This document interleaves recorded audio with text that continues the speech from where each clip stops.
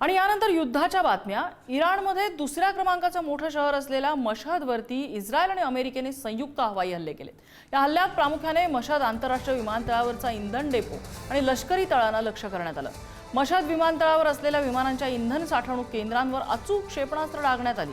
इंधन डेपोला आग लागल्यामुळे विमानतळ परिसरात प्रचंड स्फोट झाले आणि आकाशात धुराचे काळे लोट पसरले। या हल्ल्यानंतर मशहद विमानतळावरील सर्व विमान उड्डाणं रद्द करण्यात आली असून धावपट्टीचंही नुकसान झाल्याचं कळतंय। मध्यपूर्वेतल्या वाढत्या तणावाच्या पार्श्वभूमीवर इराकच्या कुर्दिस्तान प्रांतातील अर्बिल शहराच्या आकाशात एक अत्यंत दुर्मिळ आणि थरारक घटना पाहायला मिळाली।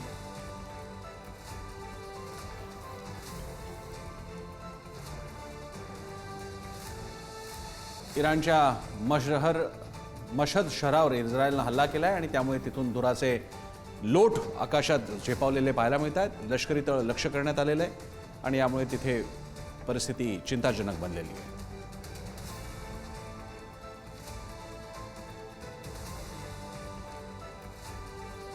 मध्यपूर्वेतल्या वाढत्या तणावाच्या पार्श्वभूमीवर इराकच्या कुर्दिस्तान प्रांतातील इर्बिल शहरामध्ये आकाशात एक अत्यंत दुर्मिळ थरारक दृश्य बघायला मिळालं। अमेरिकेच्या हवाई दलाचा अत्याधुनिक F-15 फायटर जेट इराणने तयार केलेल्या शाहेद आत्मघातकी ड्रोनचा वेगाने पाठलाग करताना दिसलं। त्या थरारक पाठलागाचा व्हिडिओ सध्या सोशल मीडियात व्हायरल होतोय। अल्लाहू अकबर।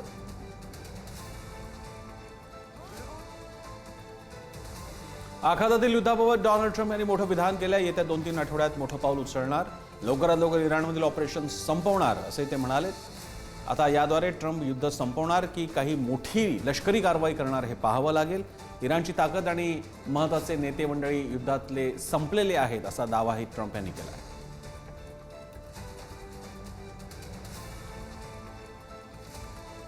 पश्चिम आशियामध्ये युद्धजन्य परिस्थिती आणि वाढता तणाव असतानाच इराणने भारतीय नागरिकांच्या सुरक्षेबाबत मोठं विधान केलंय।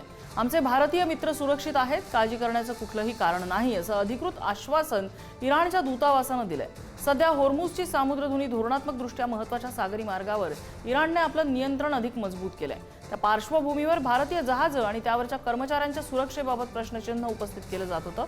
यावर इराणने स्पष्टीकरण दिलंय।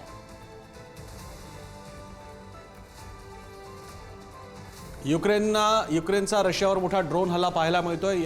आधीच्या हल्ल्यानंतर पुन्हा एकदा युक्रेननं रशियाच्या मुख्य भूमीवरती हा ड्रोन हल्ला केल्याची माहिती समोर येते।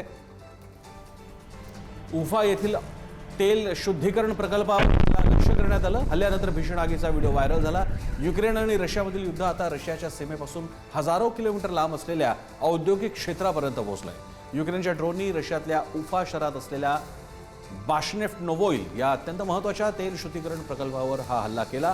या हल्ल्यामुळे रिफायनरीच्या परिसरात भीषण आग लागली असे त्याचे फोटो सुद्धा आणि व्हिडिओ जगभरात चर्चेचा विषय ठरतात।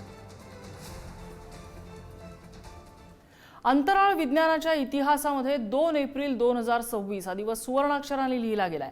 नासाने आपली सर्वात महत्त्वाची आर्टेमिस 2 या मोहिमेचं प्रक्षेपण केलंय। 50 वर्षाच्या प्रदीर्घ प्रतीक्षेनंतर मानव पुन्हा एकदा चंद्राच्या इतक्या जवळ जातोय। या मोहिमेत 4 अंतराळवीर ओरायन या अंतराळ यानामधनं 10 दिवसांच्या प्रवासावर निघाले। विशेष म्हणजे हे अंतराळवीर चंद्रावर उतरणार नसून चंद्राच्या कक्षेभोवती प्रदक्षिणा घालून पृथ्वीपासून